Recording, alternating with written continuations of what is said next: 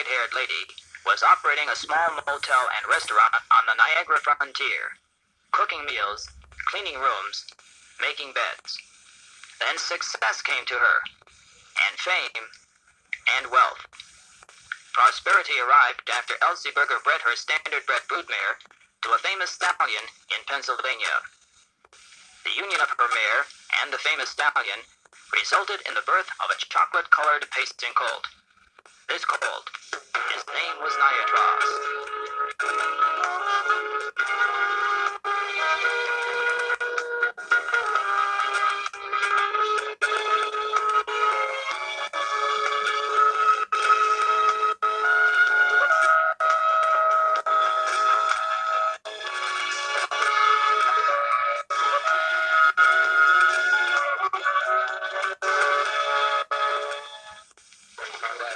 From his earliest moments on Earth, Niatross showed promise.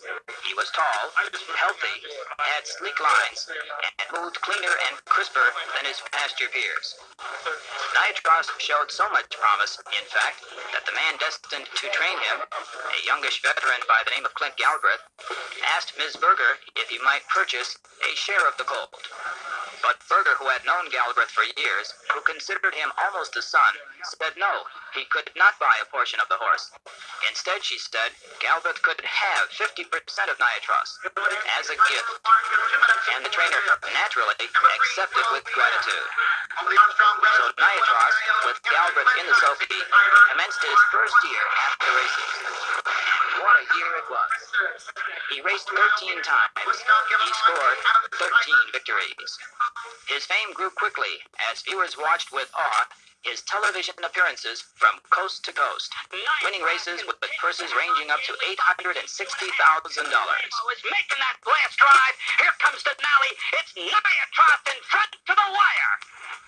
It's Niatross leading the way as he has all 8 of his starts. The Ruther Hanover, the Canadian champ, is coming out of. And in his last race of the year, the $200,000 Kentucky Pacing Derby, and Niatross, he has won again. A wealthy man from New Jersey, Louis Gaida, an entrepreneur, a big-time syndicator of standard-bred horses, persuaded owners Berger and Galbraith to part with half their shares of Niatross at a cool $2.5 million, with another million plus going to them if the colt met certain very high standards during the balance of his racing career. The period between Niatross's racing seasons as a 2-year-old and a 3-year-old could not seem to pass quickly enough. Everyone, his caretaker, Marie Carson, his trainer-driver, other horsemen, harness fans around the world, and the horse himself waited impatiently for the season to get underway. And the powerful bay son of Elsie Berger's broodmare, Niagara Dream, and the potent stallion, Albatross, did not disappoint anyone, at least in the beginning. He won at Vernon Downs, he won at Brandywine Raceway, he won at Buffalo Raceway, and he won at Yonkers Raceway. But at Saratoga Harness in Saratoga Springs, New York, on July 5th, 1980, disaster fell, and so did Niatross. He wasn't himself that day. Something was wrong. Several of the horses in his race had already passed him when he suddenly tumbled over the inside hub rail and landed in a heap with his ignominious fall from grace recorded by photographers and spread across the pages of newspapers throughout the world.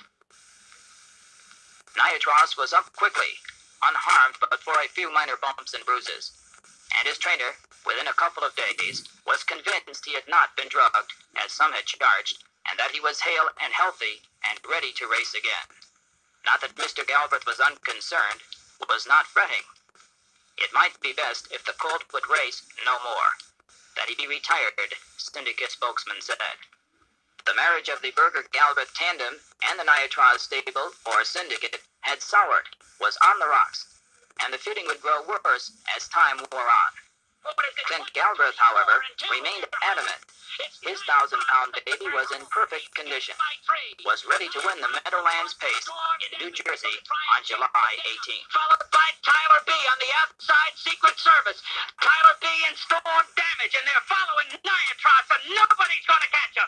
It's Niatross by 4, and he's going away. Niatross and Clint Galbraith, they win the 1980 Meadowlands pace. Galbraith, of course, was vindicated, but there was no time for gloating. The most prestigious race of the season was right around the corner. The Little Brown Jug Pacing Classic. Second duel in pacing's Triple Crown for 3-year-olds. The race to win above all others.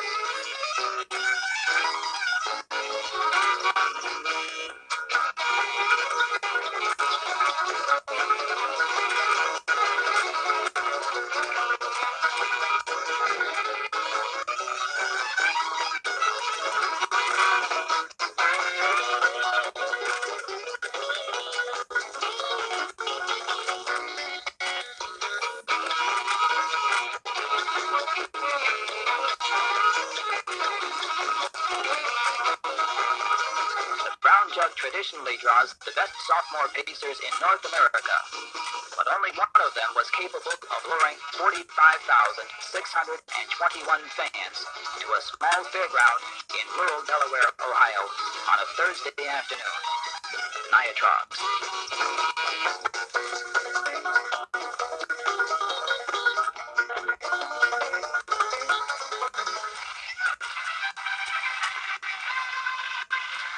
These horses are on the track for the 11th race. The first heat of the Little Brown Jug, a purse of $207,361, trophy by the Little Brown Jug Society. Ladies and gentlemen, the horses are approaching the gate for the 11th race. The first heat of the Little Brown Jug. From the rail out, Niatross, Trenton Time, Tyler B, Tammy's Man, Majestic Low Bell, Tyrant, Storm Damage, and Denali. 8 of the finest 3-year-old pacers in the sport of harness racing are all in behind the gate. The gate swings into the stretch, and here they come to the Little Brown Jug.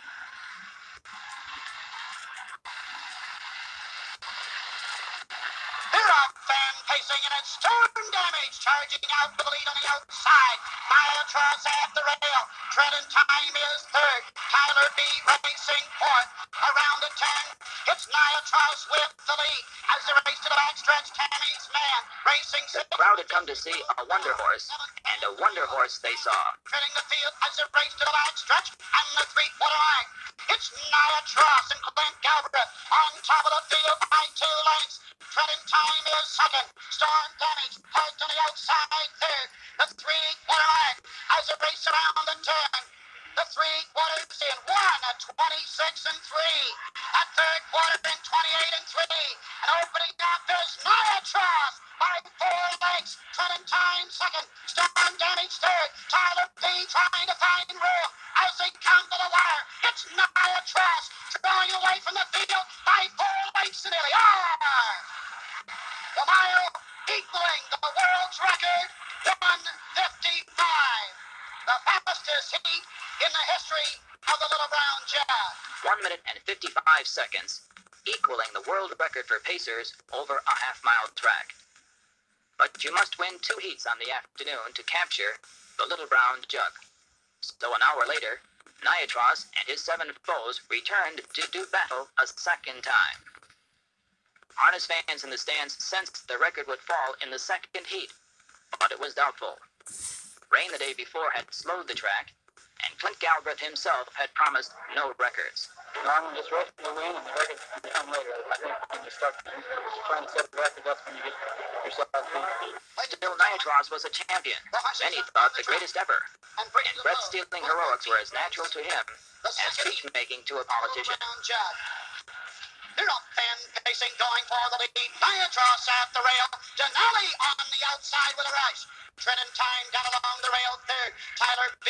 fourth. Racing fifth at the rail. As they race around the turn, Storm Damage up on the outside. Denali to take the lead. Niatross is second. Trenton time third. Tyler B. fourth. Storm Damage is fifth. Tammy's man sixth at the rail. Racing seventh. As they race down the back stretch, Tyrant. The race over to the quarter in 27 and 3. And Niatross and Clint Galbraith on the move on the outside to take the lead. Denali is second. Treading time third. Tyler B. fourth. Storm Damage is fifth. Racing sixth. Tammy's man. Tyrant goes to the outside seventh. Treading the field as it passes into the first time. Majestic Low Bell. It's Niatross with the lead by 2 lengths. At the halfway mark in 57 seconds. As the race into the turn, Denali is second. On the move on the outside, Tyler B. now third. Treading time fourth. Storm Damage is on the move on the outside. Now fifth. Majestic Low Bell sixth. Tyrant 3 wide. Now sixth. Now fifth on the outside. Down the back stretch. Niatross. Tyler B. on the outside. Storm Damage and Tyrant 3 wide. At the 3 Despite Galbraith's warning to the contrary, the huge crowd that ringed at the small track believed otherwise. They were sure that history was in the making, and that the mighty colt rounded the final bend and headed into the stretch. Less than an eighth of a mile to go. Clint Galbraith flicks over his shoulder. It's Niatross with the lead. Storm Damage on the outside. Tyler B. third. It's Niatross winning the Little Brown Jug. Mile 1:54 and 4. A world's record.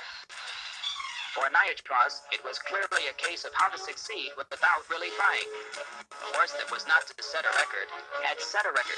1 minute, 54 and 4/5 as he thundered under the wire to become history's fastest pacer over a half-mile track. There was bedlam and joy, great joy, in the winner's circle as celebrities like Ohio's Governor Jim Rose rushed to congratulate Clint Galbraith, Elsie Berger, and their powerful pacing machine. And kisses, all kinds of kisses, were the order of the moment. Before the season was out, Niatross would win the messenger stake at Roosevelt to clinch the pacing Triple Crown. He would score wins on both coasts of the nation, and he would earn nearly $2 million, easily outdistancing the thoroughbred Star of Stars' spectacular bid. Could Clint Galbraith, could Elsie Berger, could the Niatross Syndicate, could anyone, anywhere, at any time, ask more of a horse? Could anyone ask more of a horse? Certainly, if that horse's name happened to be Niatross. On October 1st, 1980, at Lexington,